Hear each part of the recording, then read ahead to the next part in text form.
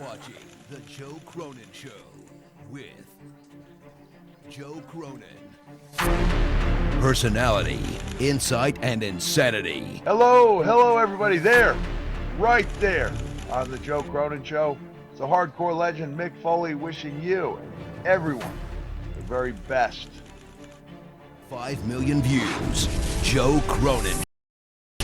Wrestling talk with attitude.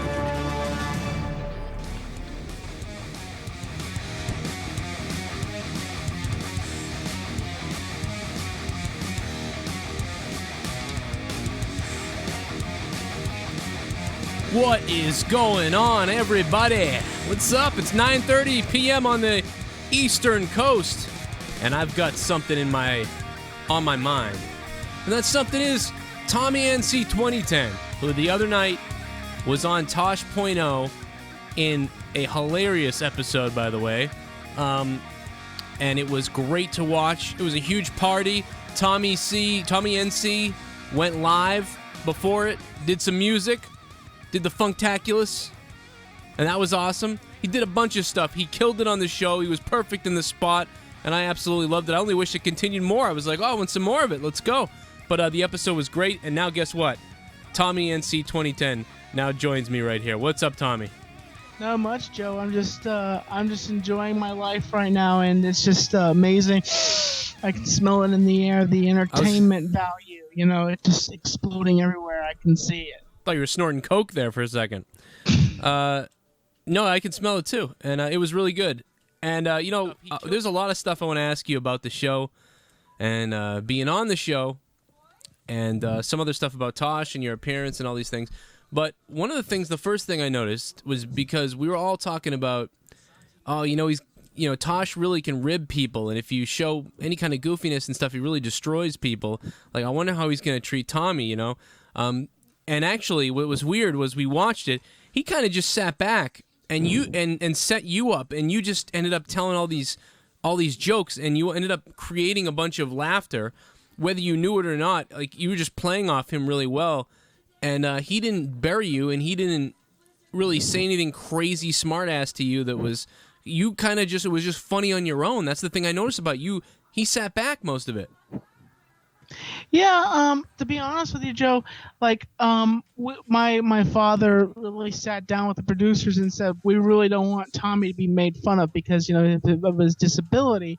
So they understood that, and my father came along so he could watch what they were doing, so they weren't going to put me through any bad antics. And it was, I think, one of the producers, I don't know, that understood that because he...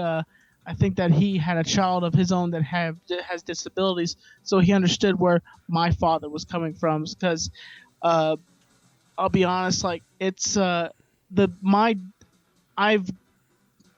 go into deeper and later on about that. Yeah. But to say that to be honest with all the questions he asked me, half of the questions he asked me didn't end up in the episode sometimes, and but you know it. I don't want to interrupt your interview process. No, this is you. This is all you. It's when I watch interviews that go bad, interviews that end up bad are when the interviewer talks too much, because really people want to hear from the person they're interviewing. So everything you're saying, continue with whatever it was you're gonna do. All right.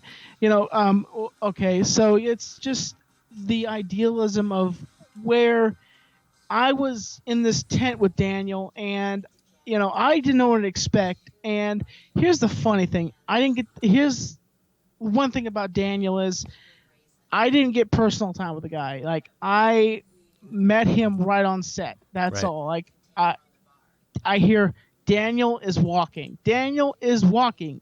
A couple of times I hear this. Next thing I know, the curtain opens up and there's Daniel looking at me, and I'm like, "Hi, Daniel." And he's like, I said Tosh.0. I actually called him that. He's like, "Hi, Tommy," and I'm like, I shake his hand, and I'm still sitting down, and he sits down next to me, and he has a bunch of questions, and they start off. He starts asking me a bunch of questions, and my dad said that he asked me some deep questions. It was trying to get me to go into the dark side, but basically I was just, I would go up above him. I would like he would throw a ball at my face and I would dodge it, and I would say, okay, here's something to your response, Yeah. a positive look, and he was talking about, oh, women, what do you think about women and all this stuff, and I'm like, well, they're wonderful people. Yeah, right. Well, they found that hilarious clip of you saying, what was it? It was something like, it's damn not nice or something. It was really funny.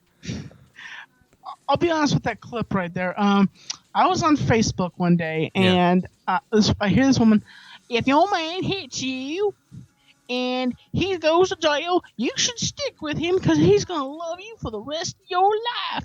And I'm just like, what the hell? And I'm like, I pick up my vlogging camera. This video's meant for Facebook, and Facebook won't let me upload it.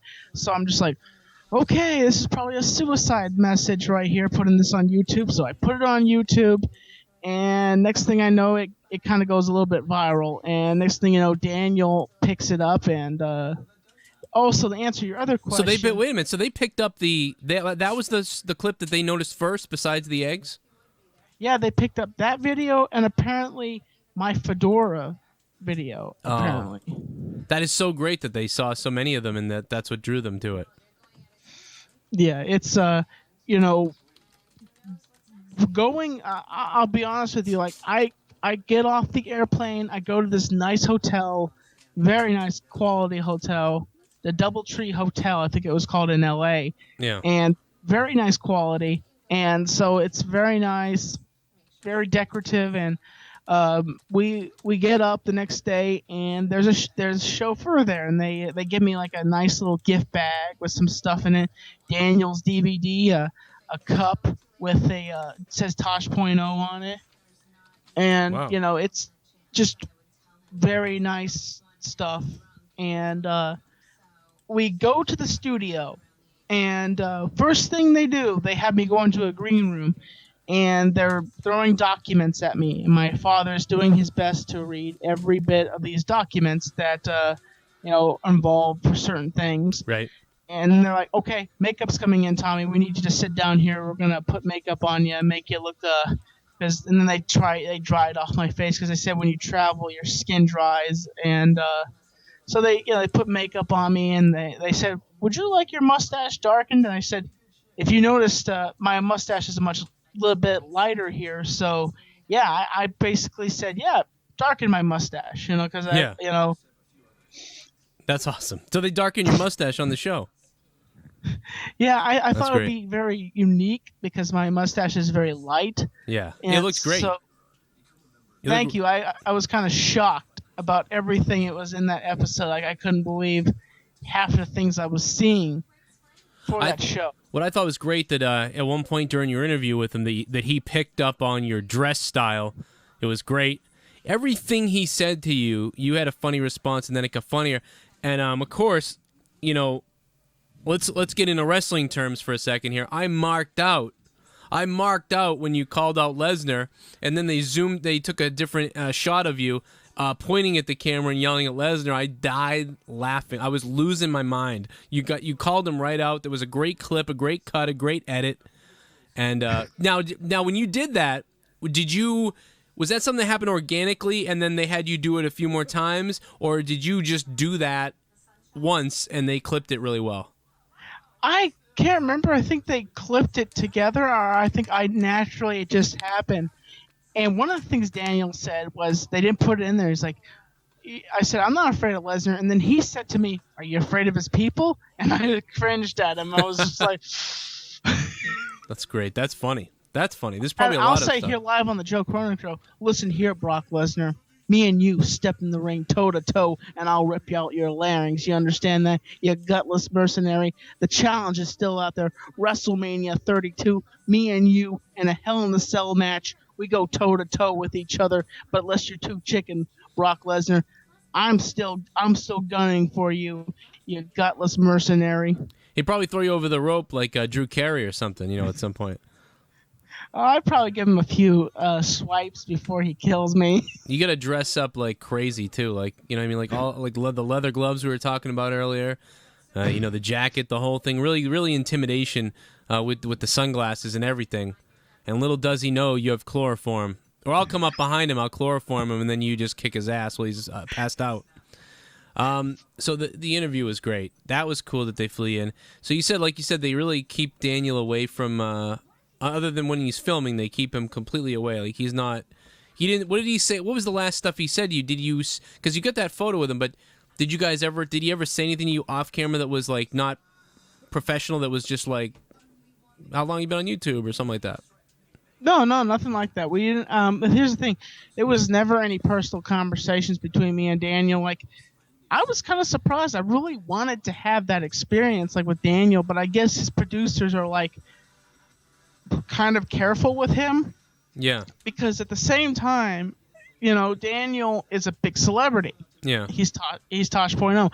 Anybody can take something against Daniel and then use it against him.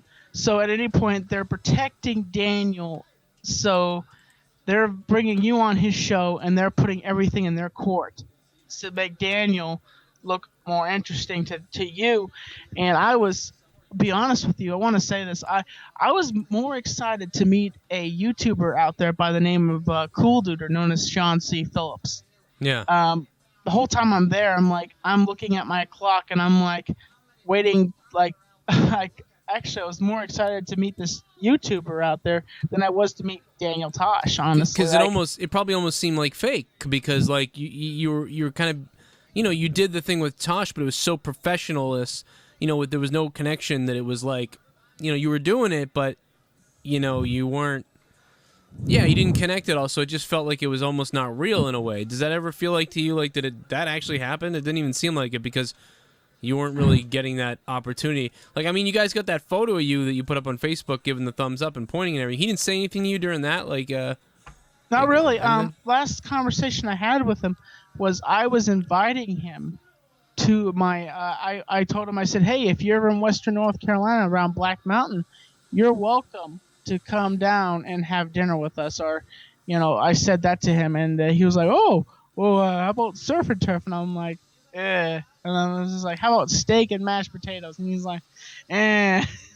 So that was like only the time I had personal conversations. The only personal conversation I had with Daniel.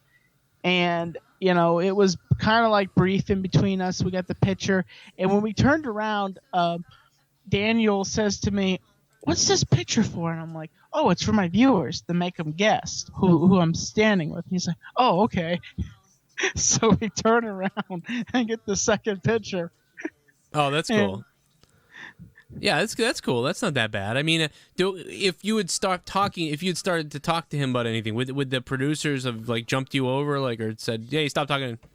No. Actually, Daniel did it to me. Actually, I was in between a pause, let me tell you something. It took this pimp, the guy that was the pimp. It took him 3 or 4 minutes just to get his lines right. It was really funny. He's trying to say all the stuff that you heard him say. Yeah. And as he breaks down from the pimp character into the geek, kind of like what he is, the black geek. Yeah. And it took him a few seconds. And honestly, let me tell you something. Honestly, about that cross-dresser, I thought that was actually a chick, because this guy looked I'm like, I wasn't attracted to her at all, because I knew it was a man. Yeah. I was watching, and oh my goodness. So, I'm like, okay. So I rolled with it. And they're like, I just want to let you know this girl is really ugly. Like, she's a man. And I'm like, okay. I meet her, and I'm like, well, he kind of does look like a woman. But it was kind of funny, because we did the shot multiple times. So I'm carrying her across, and Daniel's with me, and I was having a splendid time. And there was one scene, it did not make it into the show, and it was a Arab with leaving his bag, and it was a bunch of shoe bombs, and he leaves it at this area for Goodwill or something like that. So I see the shoe bombs, and I grab the bag. Daniel grabs the bag, hands it to me, and we run over to this Arab, try to do good deeds and to hand him. So through all that, there that is one of the scenes that didn't make it into the show. Right. Well, that sounds funny, and the whole thing was funny, but my favorite part of the whole thing was your interview with him. That was the favorite part of mine was just you sitting with him and doing the interview. Is there, so you leave the set, what did he just kind of say, like, hey, nice to meet you, and shook your hand, and he had to go? Yeah, he had to go, and I wanted to do something with Daniel, afterwards, but they were like, he goes right into a meeting, and I didn't get to see him, so me and my father leave, we go back to our hotel, and we prepare ourselves to meet Sean, Cool Dude, known as Sean C. Phillips, the guy that inspired me originally to be here on YouTube. And didn't you guys make a video or something? Yeah, we made a video. He did a video on his channel, and I did a video for my vlog. I did 2 videos. I did a day vlog, and I did a number vlog. And I had to shoot different segments because I couldn't say what I was doing in LA for a while. They said I couldn't say what I was doing out there. Right. And in my day vlog, I had to say, I can't say why I'm out here. But finally, in my number vlog, I did this. We staged it, like, to finally say, oh yeah, I was on Tosh.0. And so the whole time, it was a pretty cool time. Like, Sean C. Phillips, he's an actor. He acts in horror movies, and I've watched a few of them. One movie is called Girls Gone Dead. It's a really funny film. He's lost quite a weight, but he's the big guy that gets stabbed while he's getting head from a girl. Yeah, I actually know who this guy is. I've seen his videos. I like this guy. In fact, I wish I knew you met him, actually, because I would have maybe told you to say hi or something. Because I've watched him before, and I like him. There's so many people, but yeah, man, I'll have to check him out again. I remember watching him. I like him. I liked his horror movies. He did some reviews of some movies. He hanging out at the movie theater with some things, and yeah, he's a funny guy. And I'm gonna have to check him out. His first ever thing I really got me into YouTube was his Don and Murph clips with his friend MJ Kelly, which those two are not together anymore, friends anymore, because of some technical stuff. He killed her. No, he's the dude. MJ, that's his name. No, I know. I'm just kidding. I said he killed her. He didn't do that. But anyway, so that's great. You got to meet them. You made a video with them. That was kind of cool to watch that. It was also kind of cool to hear that your dad kind of, went in sort of giving them the, the idea like, hey, we're not going to destroy him here. And that you could tell they didn't, because the first thing I said to them was like, they took it so easy on Tommy, like, but they didn't need to do anything because you reacted to Tosh. It was so funny, your reactions. I told Tommy C, I told him that it was like when you're on my show, when we're playing off of you, when you do something that's funny. It was the same thing that Tosh did. He didn't do anything above that. He just, kind of commented on stuff. He's brought up your, the knitting, the doll that you knit or whatever. Yes. Yeah, and Leah's wanted to knit those things or something. So it was funny. He brought that up. There was jokes there. There was just jokes all over the place. I mean, you could have done an hour with him probably, and it could have just been joke after joke after joke about everything. And I can't remember. I wish I watched the episode again before we did this, because there was just some little funny jokes that were just stuck in there, and it's unbelievable how funny it was. You want to know something interesting? Yeah. Remember when I come into the tent? Yeah. When I open my hands up really wide, you know what that was dedicated to? No, I'll have to watch it again though. What? Skylark Tonight from the interview. They if you remember seeing that movie. Oh yeah, okay, I got you. He would come out with his hands open up wide, like he's just like introducing his show, and I walk into the tent. And that's my first thing I do. Is just... Yeah, you had I died at that too because it was so awkward, but it was great because it was out of nowhere. It was cool though. He painted you as the good guy and everything like that, and positivity and everything, and that's what you do on the channel. So it was funny. It was cool that they went with that theme. It was a great theme for them. You gave them a lot of material, and all in all, it was really exciting to watch.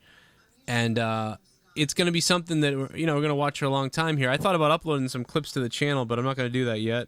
I just tell everybody to go Somebody watch it. actually already did it, and I'm not going to say what his channel name is, but he's one of my viewers. And I'm like, dude, you're seriously gonna do that on Comedy Central when they grab your ass? I'm gonna laugh because you could actually watch there's a link on my Facebook and where you could watch the full my full episode of just my part. Yeah, actually on their website. Is it from? I know who it is. I found it already. I found the clip. It's you got 8-minute and 45-second spot with Tosh.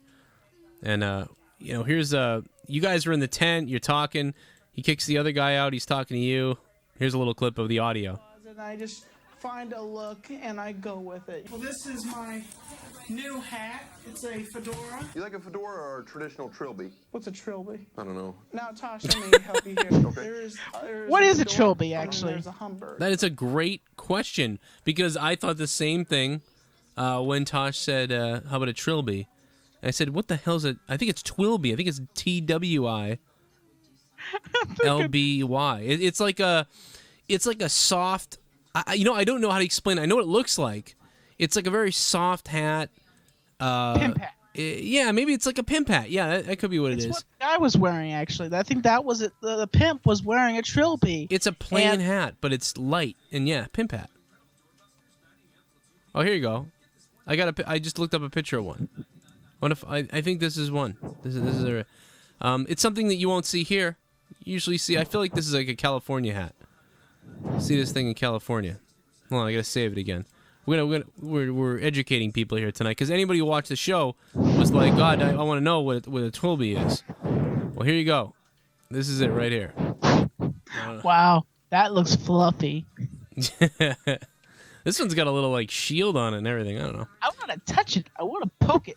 You should wear that. And tell you know what you find the definition of the hat, and then put it on, and then read it on YouTube to Tosh, and tell him you're going to educate him on what it is, since he didn't know. And then just read the whole thing. If it's like a whole page worth of like, it was made in 1929 when Jeffrey Dones decided he wanted a new hat wear. Just read the whole thing down a big paragraph, and I keep going and just make it ridiculous. That's what you do. If there was, what's the worst thing that happened to you on that? Let's start with the negative, and we'll go to positive. What was the worst thing that happened to you on that trip? Like, if there was something. Or worst thing. Wait a minute. I'm trying to think here. I can't think of anything negative really had happened on that whole entire trip. Like, it was definitely fun staying the extra night to meet Sean C. Phillips, known as Cool Duder. The only negative was I didn't get to meet Brendan, known as Wet Movie 1. That was the only negative. I didn't get to meet him. Was he dead? No. He actually just apparently couldn't get out because he'd been working out and he was worn out. And both Sean and Brendan are heavy gentlemen, and they've been heavy guys for a while. And I think it finally just kicked him in the butt, and they just said, you know what, I need to lose weight. And to be honest, I've been focusing on trying to do that, but I go back. I try to go to the gym whenever I can. Yeah. Because, up here I'm like, the only thing you can notice is my chin. Sometimes in my videos are like if I have a full body shot, you can definitely tell I have a stomach on me. I will admit, I am heavy. I'm not gonna say, oh, I'm like John Cena. I'm buff. No. Yeah, but you're at that either way moment. You could lose weight and get more in shape, or you could get, you're not like slobbering all over the place. You're just, and I'm getting heavy too, and you can't tell because it's all in my stomach now. Although you can tell in that Roman Reigns video, I punched the bear, you see the tummy on me. It's all right there, and that never was there. And I got to start running, man. But man. So the whole experience was great. Did you fly straight there? Did you stop someplace, or did you just go direct flight? We actually went to Asheville. We flew to Charlotte, and then we flew out of Charlotte to LA. Yeah, that's cool. Yeah, that's not too bad. I'm gonna tell you something. Since you have a regular show here, my ass was numb. Oh yeah, in the chair. Yeah, because that's what was that? 6 hours in the air? 6 hours? 8 hours? Yeah, I can't remember how long it was, but it was decent. You know, I was just like, decent. Yeah, my mother, I think, was trying to tell me it was like, how long did she say it was to drive? I think it was a day. I don't know. I think it's definitely longer to drive out there. But no, that's not too bad. You know, 6, 7 hours. Yeah, I can't stand it either. When you get to the end of that flight, you just want to get there. And honestly, if I ever fly again, I'm going to get completely intoxicated. Like, I'm going to get destroyed. Like, I don't know where we're going, but we need to go early so the next day I'm hungover, and then we can do the thing. Because I was on a plane flight to Florida. I flew to Florida 5 times in the span of 5 years. And I hadn't flown. I flew when I was 9 to Disneyland. When I was 2 to Disneyland or World, I forget whichever one it is in Florida. And then you know, in 2004 I went to Florida. 2005, 6 twice. And on the last time I went to Florida, the plane, we caught the drift of a British Airways plane flight, and the plane flipped over almost all the way. And it was, they were like, oh, we just took the safety seatbelt sign off, so enjoy the flight now, blah, blah, blah. And we're like, okay. And people have been served Cokes and stuff. And then the plane just all of a sudden started tipping in turbulence, and we just flipped. And it was like a roller coaster times 100. Because the Cokes flew against the wall. Coke was spilt everywhere. And then they came on and said, don't worry, folks. It was we just caught some of the draft of a British Airway. And the plane never went off autopilot. And it was like, what the hell are you talking about? Like, we almost just died. And so ever since then, I was like, you know what? I'm not dying on a plane flying to Florida. So I decided I'm not flying again unless it's crazy important. And if I do, I'm going to be intoxicated out of my mind. So there you go. To be honest with you, Joe, I'm actually from Florida. I grew up in Orlando, Florida. Oh, cool. That's cool.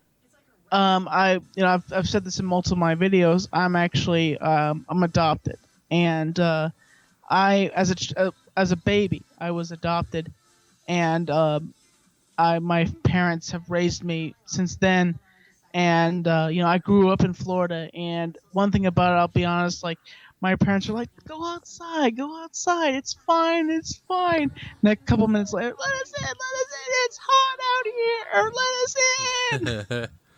Hey. Oh God, I hated the mosquitoes, especially it rains in Florida. Yeah. No. There's no nice cool. There's not a nice cool breeze. It's just like,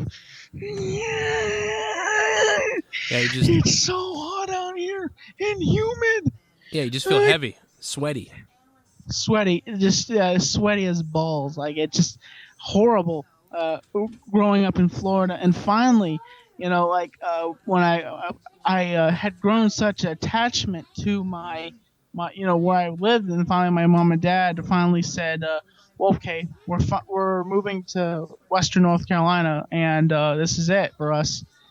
And wow. I can't talk about other things that was going on at that time, but we pretty much picked up and packed everything up and moved here to Western North Carolina, and I started my life over here as, knowing nobody, going to middle school, and just everybody knows each other, but I know nobody. Like, I'm a nobody. I am a blip on the screen, like, here in Western North Carolina. When I moved from New Hampshire when I was 9 years old, same thing happened to me. I was in New Hampshire, and then I moved to right outside of Boston, and I didn't know anybody either. Same thing. Bizarre stuff happened in my, so we kind of get the same deal. I know exactly what that's like. And the school was completely different, and I was like, whoa, like, what is happening? Nobody knows me. Like you said, you got to start over again. And, 4th grade it was, I think, for me. So I was younger, I think. But, I know what that's like. Now, what was the best thing that happened to you on the trip? Best thing, I would say, I found one of the other best thing was I found a Big Show action figure while I was out there, while I was shopping with Cool Duder and Danny, the Cinema Stalker. And I would say every moment was just epic. Just everything. I wouldn't say there was a bad thing or a worse thing.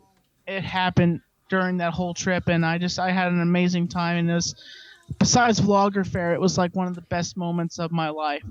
Going out there to meet Daniel Tosh and just smelling LA, and it smells like chlorine out there. Yeah, I bet it does. I've been out there, and I have a feeling of LA is like camping.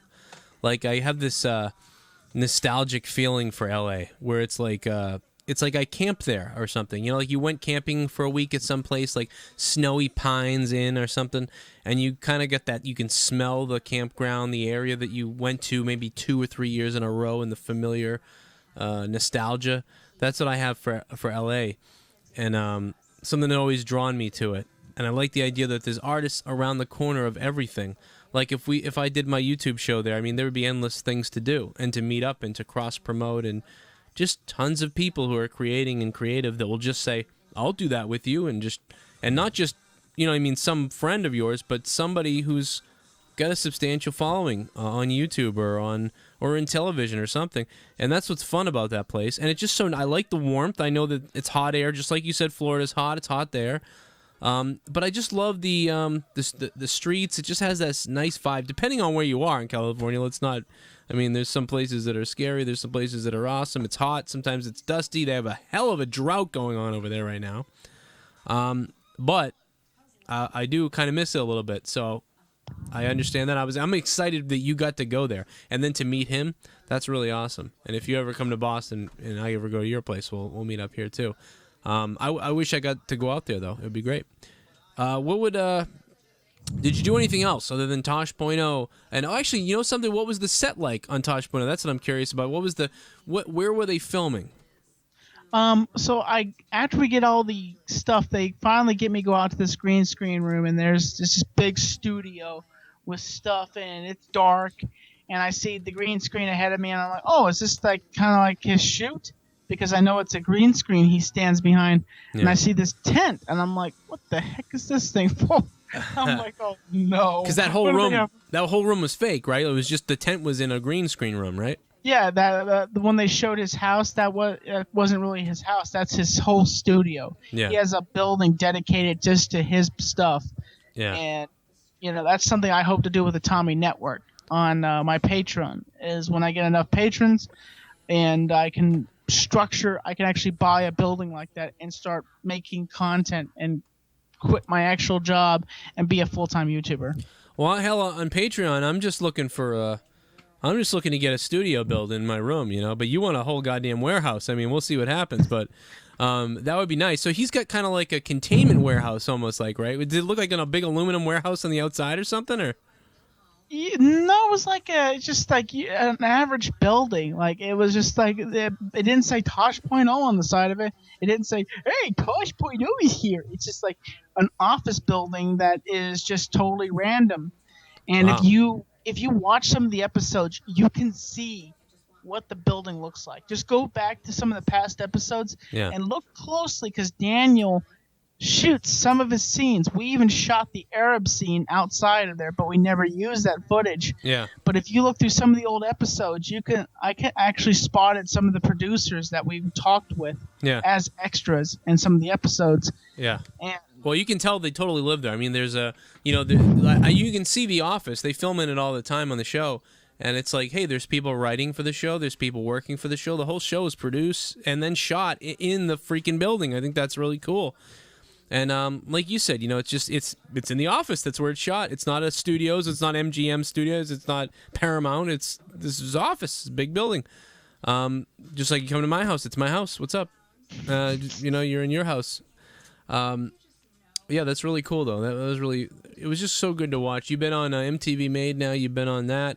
What's your Patreon thing? Because I know I set up Patreon. It's been doing well for me. People have been really supporting. You're actually a patron of mine, Joe. Now you told me you donated $5. I appreciate that. Was really appreciative of you. And let me tell you something. I will be now.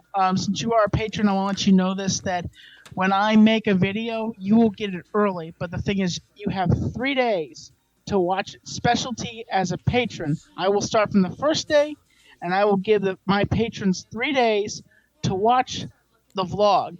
And after those 3 days are over, I put it out on the YouTube channel for everybody to watch. That's cool.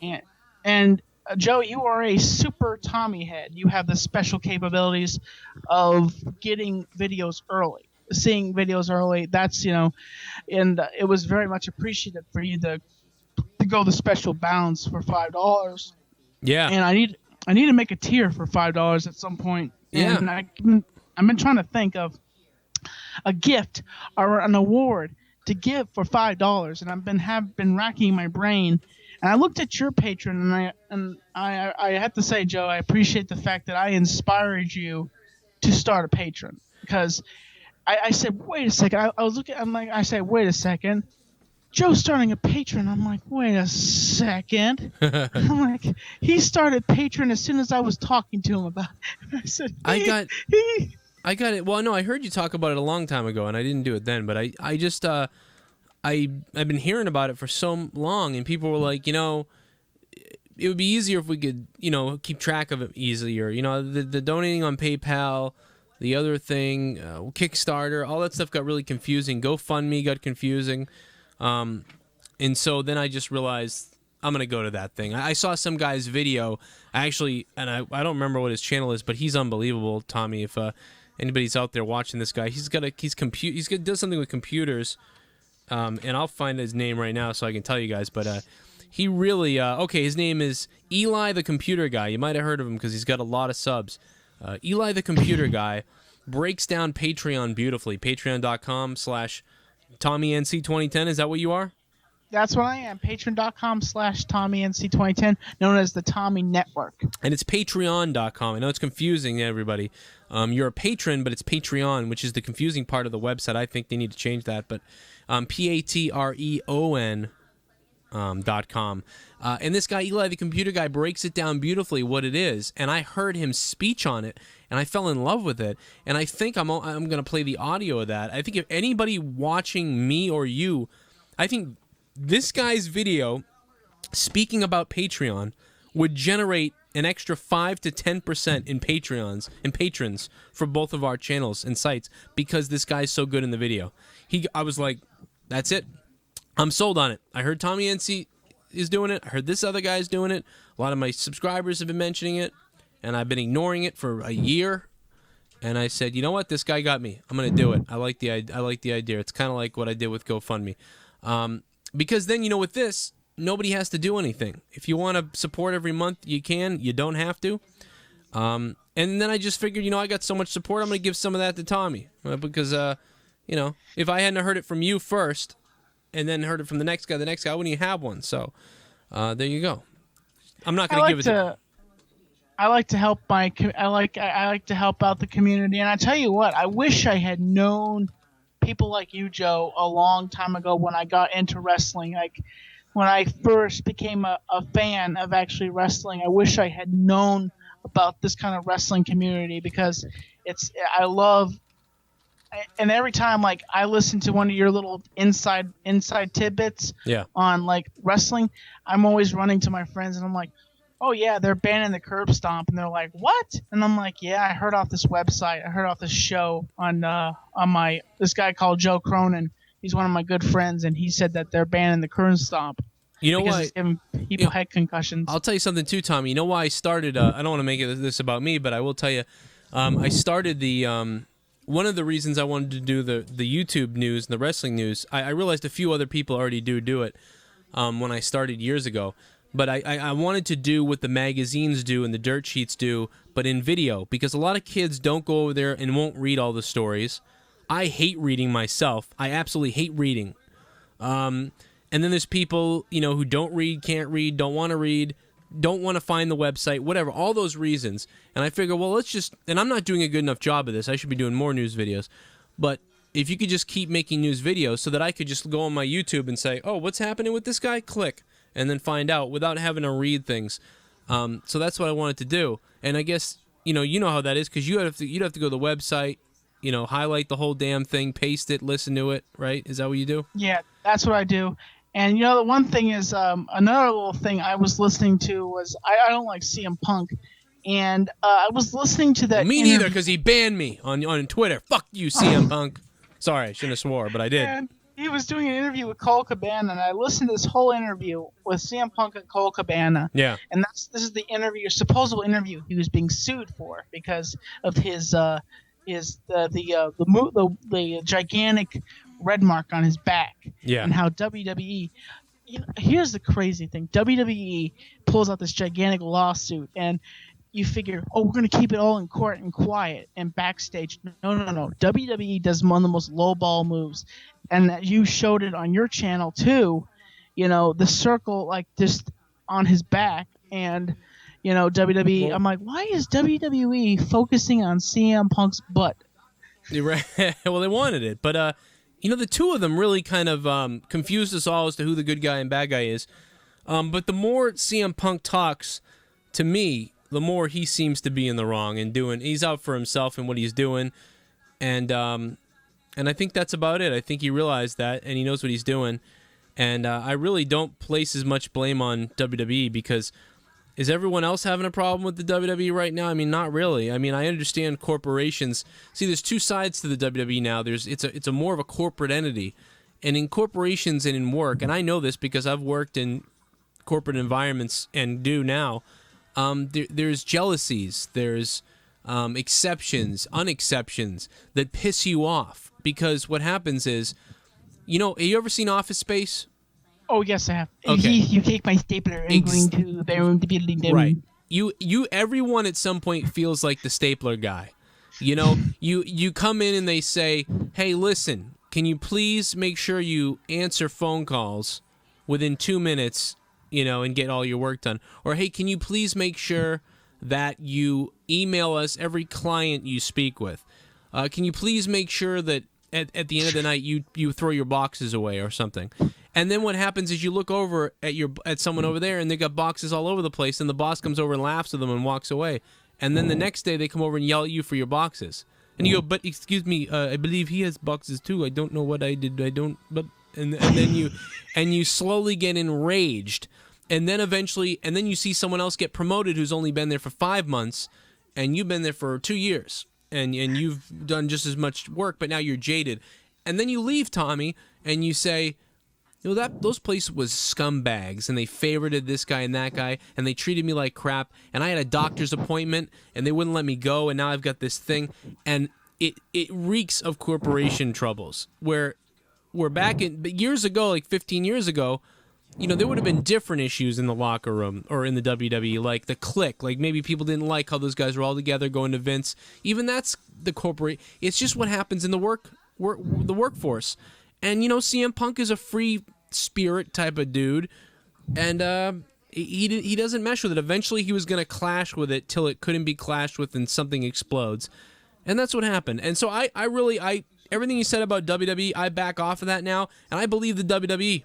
I believe them over him because he's out for his own deal, and I don't know what's going on. And he blocked me, so F him.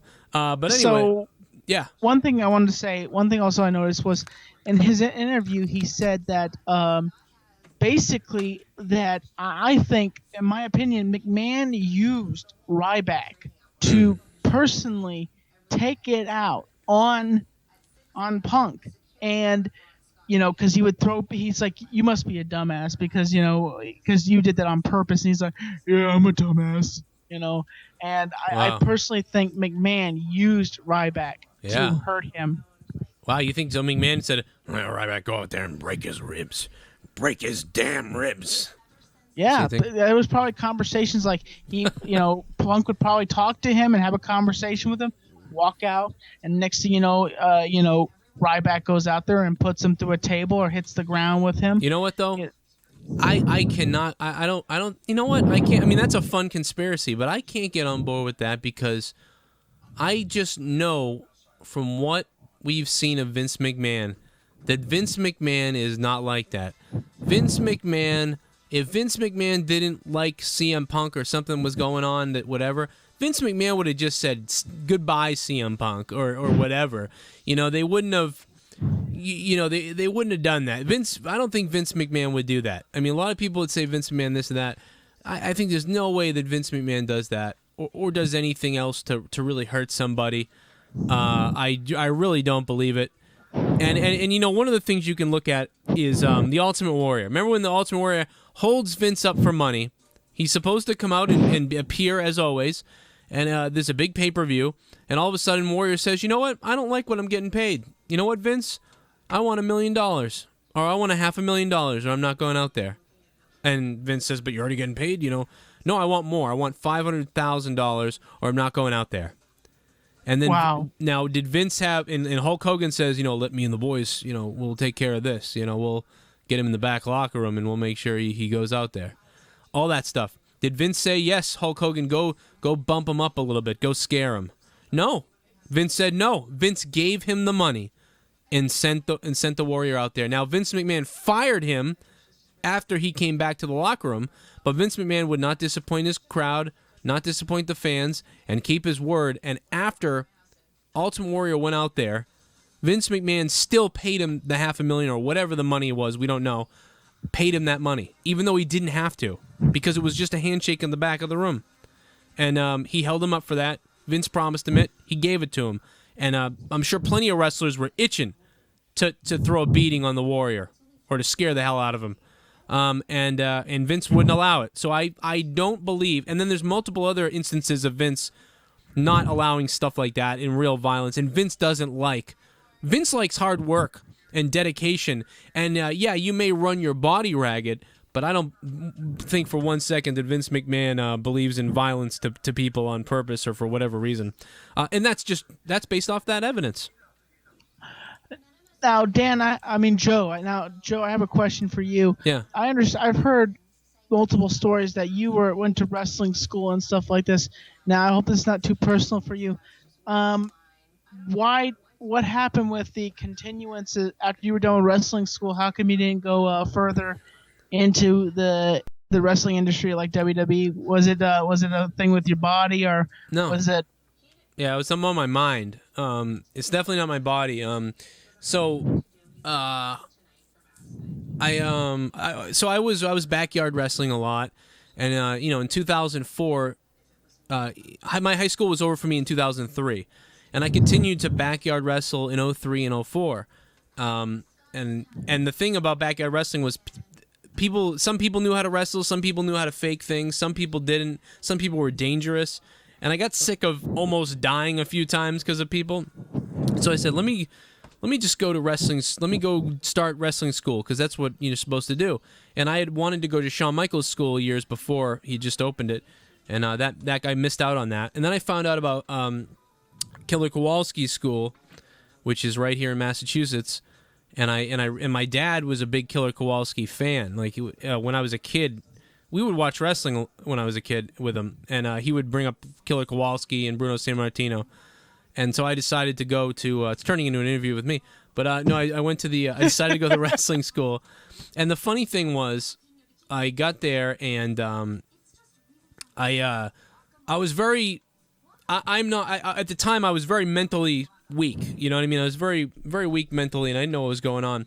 But I was pretty confident too, excited to be there. And they said, go ahead and run the ropes. And I started running the ropes. And then they said, run the ropes 10 times. And I started hitting the ropes like crazy. I was hitting the ropes like it was a match. And as I was coming off the ropes, I'd do things like I started ducking, like it was a clothesline coming, and then I'd hit the ropes again hard and come off. And one of the guys said, he's like, you're really into that? And I said, yeah. And I was still running, and they said, well, keep going, and we'll tell you when to stop. And they never told. I've told this before. I think about 5 to 10 minutes went by of me running the ropes, and they would. And I tried to look at them like, can I please stop? I was getting ready to throw up, and I thought they were like, this guy's an asshole. We're going to treat him like crap. But what I didn't realize at the time was they weren't treating me like crap because they thought I was some pathetic idiot, and they didn't like me. They were treating me like that because they thought I could take it. They wanted to see how much I would take it, and they were interested in me and if I was going to break down and not show up again. Where all the other people that were there were like, people were silly. People were out of shape. People couldn't leap over the ropes. It was silly. There was maybe one or two other people who could have been continued, and or had a business being there, and they were kicking my ass on purpose because they wanted to see if I believed in it. And I did, and I kept coming, and everything was going good. And Tommy, I worked with, I went up north to New Hampshire and Maine and New England Championship Wrestling. I did a couple spots with them and a couple other things. And I worked with Kofi once and a couple, all these people I started meeting and started doing Just a second, things. Joe. Yes, Mom! I will, Mom. What time?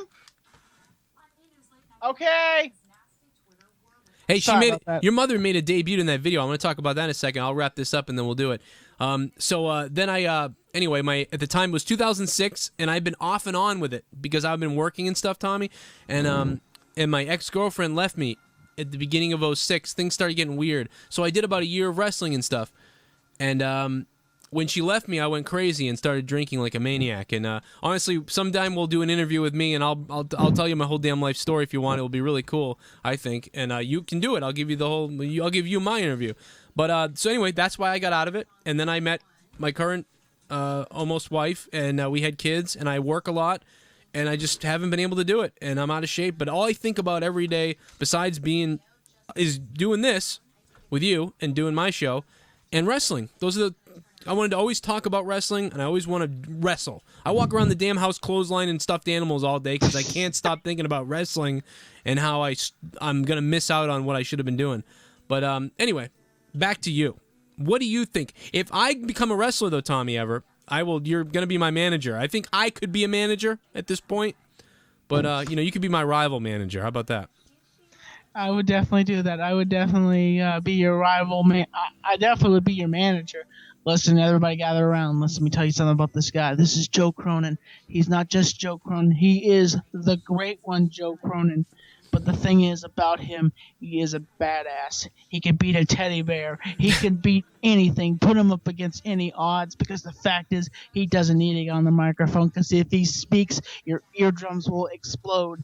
He doesn't have to do anything, because the fact is that's the reason why he has that belt around his waist, is because he has done everything. He's busted his head. He's busted his ribs. He's busted his ass. But the fact is he will never speak, because the fact is somebody like me, but my client, Joe Cronin, doesn't have to say anything in front of you peasants. You understand me? Look in my eyes. No. Look in my eyes, you waste of space. You ever get in this ring and you step in front of my client here, Joe Cronin, I will snap my fingers, step back, and then the great one, Joe Cronin, will stick his hand up your lower intestines and remove it and make a bow tie out of your lower intestines. That's right. I'll stick my thumb up your lower intestines, and I'll remove everything you had to eat for the entire day, and then I'll shove it down my throat, because what you have becomes mine, because I take what I want. How about that? Tommy, what was your mom saying a minute ago? What's going on? Is it like dinner time, or is it like what's happening? No. Actually, I already had dinner. I was setting I have to get up at 8 tomorrow because I have some stuff I have to do tomorrow. But my closing time, like always, is 11. That's what time I shut everything down. Like when I'm doing this, of course, YouTube. It's stressful, and it's addictive. It's addictive and stressful. Basically, this is what I do for. I work at a grocery store. I'm a service clerk, and it gets repetitive. I push buggies in all day. Yeah.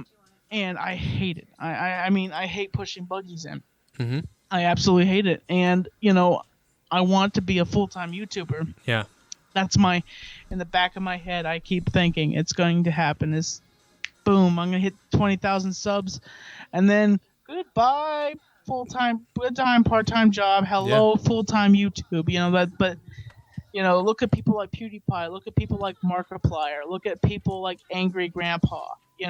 Those guys, and just all these YouTubers out there that are making decent money off of YouTube. And you're like, why am I not getting that? It's just like because they found that niche. They found that little niche, and they went with it. And they just basically, when they wrestling term, when they went out for their main event match and they went to WrestleMania, they did everything they could, and then boom, they won the championship. But here's what I say about other YouTubers, big time YouTubers. I've said this in multiple videos. Big YouTubers are scared of people like me, Joe, Dead on Dave, Dave Rose, and every one of us that are at the bottom and working our way up to the top. Those guys are scared of us because they're afraid we're going to take their title. They're afraid guys like me that are inspirational and do what we can just to survive here on YouTube. The big YouTubers are scared of us. They're scared that we're going to take their limelight. Tommy, I'll tell you. I'm going to tell you right now, live, how to be successful. Be more successful even than you are. What I think you should do. And I got to be honest. This is what I think you should do, Tommy. And I'm 100% serious. I think you keep doing everything you're doing now. It's all great. I like what you're doing. But I think you should add something to your show, and I think you will blow up. I want you to commentate on everything. I want you, not commentate as in talk over something. I want you to talk about movies, music, subjects, things that happen. I want Star Wars, the Blu-ray, to come out. I want the new Star Wars movies going to come out in the theater. I want you to review Star Wars, the movie that comes out. I want you to review the Blu-ray. I want you to open the Blu-ray and tell me what you thought about it. Tell me what you think about the Blu-ray, even if you haven't seen the Blu-ray. I want you to tell me about if President Barack Obama trips and falls down some stairs, and everyone's talking about how the president fell. I want you to talk about the president falling. I want you to comment on all those things, everything you can think of. Whenever, like that whole rack of DVDs behind you right now. If you made a 2-minute to 3-minute video on a bunch of movies and why you liked them or didn't like the movie, and made videos, that would be great. It would be unbelievable. It would be great material, and I think you should do a little bit of that. Walking, and you already do gold now, because when you're walking around your town, I don't think every video is gold. Every 20 minutes is gold.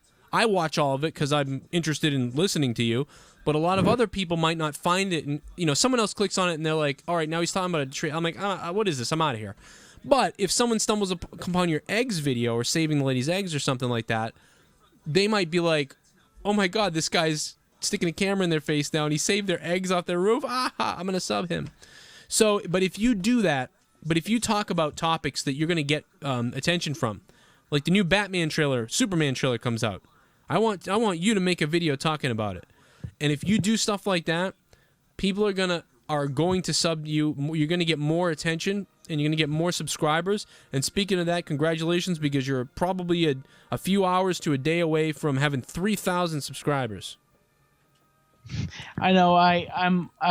I'm like, my big goal is 20,000 subscribers. That's my goal. That's my main goal, and I'm hoping by the end of 2015, going into 2016, I hope I can have 20,000 subscribers. I'm hoping I can make it to that, but that's my main goal. Yeah, see, and I don't think I did like your movie reviews you were doing with the girl there in the video that you did it with. Crystal, yeah, that's right. I remember you guys. That was great. But I would do even quicker videos, Tommy. I would do 2 to 3 minute videos. Like, I've always drinking Capri Sun, and then talk about the good things and bad things about Capri Sun and put it down. I would watch those videos from you like crazy, and you would gain a bunch of subs from that. Now, if you didn't want to do that, then you're not going to do that. But I think that's a key spot for you that could blow you up. That would make you explode on YouTube and maybe get to that point that you were just speaking of. And I really believe that. I think it's just hard for right now for people to connect, because what will happen is you'll make those videos and they'll connect with you based on your, the topics and the movies, and they're connecting with something they were already searching for. And then they're going to see you with your other videos and get to know you too. And it's a double connection. It's great. But that's what you should do, Tommy. I know we got to get out of here. It's getting late. You got to get going. Is there anything else that you wanted to say about the Tosh.0 appearance, which was great? Everybody should go to Comedy Central, watch it, go DVR it, go on to Comcast or Verizon or whatever service you have, and pull it up on demand under Comedy Central and Tosh.0, and check it out, because it was great. Tommy was wonderful. It was like he was on our show, but he was on national television instead. What else do you have to say, Tommy, before you go? Oh, I just want to say thank you. This goes out to everybody, even if there is stuff going on in the wrestling community right now. I want to say to everybody, it has welcomed me. I've gone into all sorts of the wrestling community here on YouTube, and this little small general community here. I appreciate everybody opening their doors to me, letting me come into your personalized YouTube home wrestling community. And thank you for adding the name TommyNC2010 into your wrestling community family. And the headline with you guys in the ring personally, and to do what I can and be involved with this crew.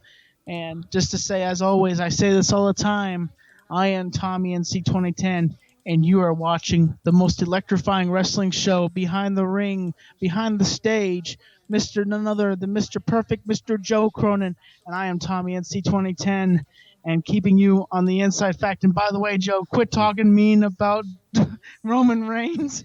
Oh, me? Quit talking mean? Oh, because of Mick Foley? I sing that song. I'll be honest. I'm at work. Yeah. And I will start saying, "Oh, Roman Reigns, you make me hurl." Hey, you know, it's pretty flattering that so many people sing "Hold You Down Tonight" in the Roman Reigns song. I also was in a band for a long time, so it makes me feel good that people are think it's catchy. So I appreciate that. Tommy NC 2010, guys, go subscribe to him if you're not subscribed to him. He is my buddy. He is my pal. He is a part of our show, a close-knit group of YouTubers that we are now, and you can't break us down. Tommy NC 2010, go subscribe to him. Go like, subscribe to me, to him, and look for him on Tosh.0. Thanks for being here. Continue to support us, and I'll see you in the next video.